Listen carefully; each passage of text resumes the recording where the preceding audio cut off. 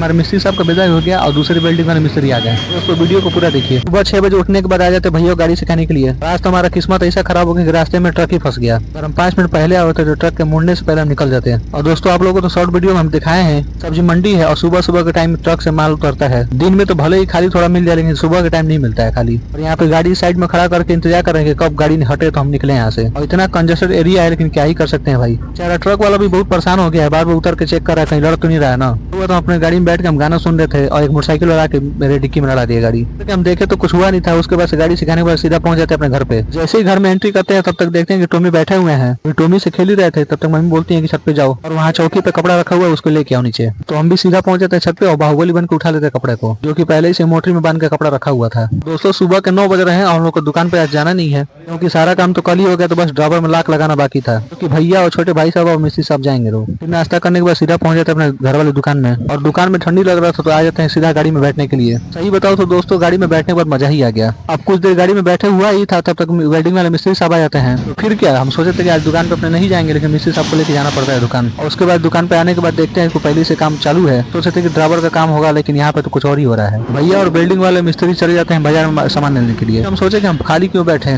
तो सारे रेक को सही करने लग जाते हैं। को सही कर ही रहे थे और मोबाइल रखे थे वीडियो बनाने के लिए लेकिन मोबाइल ही गिर गया मेरा। और सेम ऐसा कल भी हुआ था और आज भी हो गया ऐसा ही। उसके बाद से भैया आ जाते हैं सामान लेके। मिस्त्री साहब ड्राइवर में लाक लगाने में व्यस्त हैं। तो कमेंट करके बताइए हमारा दुकान कैसा लग रहा है और अभी भी हमारे दुकान में क्या कमी लग रहा है। मिस्त्री साहब तो सारा कुछ चेक कर लिए थे लेकिन सब कुछ ओके है, लेकिन आप लोग कमेंट करके बताइए क्या कमी लग रहा है इसमें। ड्राइवर में लाक लगाने के बाद मिस्त्री साहब बोलते हैं कि एक काम करिए शीशा लेके शीशा को फिटिंग कर देते हैं। तो हम और भैया आ जाते हैं मार्केट में शीशा खरीदने के लिए। और ये जो शीशा वाला दुकान एकदम आउट एरिया में था और यहाँ पे भीड़ भी बहुत ज्यादा था। फिर कुछ देर रुकने के बाद यहाँ से हम लोग का नंबर आ जाता है जो कि हम लोगों ने पहले ही ऑर्डर लिखवा दिया था। और ये दर्पण वाला शीशा है कि आज अपना छुट्टी लेंगे दुकान पे जाने से, लेकिन क्या ही कर सकते हैं। फिर उसके बाद से अंदर आते तो देखते हैं कि भैया हम लोगों के लिए शीशा काट रहे हैं नाप के। ये शीशा काटना भी एक कला ही है, अब थोड़ा सा भी गलती होगा तो फूट जाएगा नहीं तो हाथ कट जाएगा। शीशा ला के रख देते हैं दुकान पे और देखते हैं कि वेल्डिंग वाले मिस्त्री साहब मटेरियल को लेके नापा जो कि कर रहे हैं, जो कि अब वेल्डिंग मारने की तैयारी कर रहे हैं। और दोस्तों ये जो हमारा बोर्ड का मटेरियल है जो कि इसमें ही बोर्ड रहेगा। और वेल्डिंग वाले मिस्त्री साहब अपने साथ एक नई चला को लेके आए थे जो कि काम का कुछ नॉलेज नहीं था, जिसकी वजह से हमारा थोड़ा सा मटेरियल खराब हो जाता है। फिर यही सब देखने के बाद सीधा पहुंच जाते अपने दुकान में।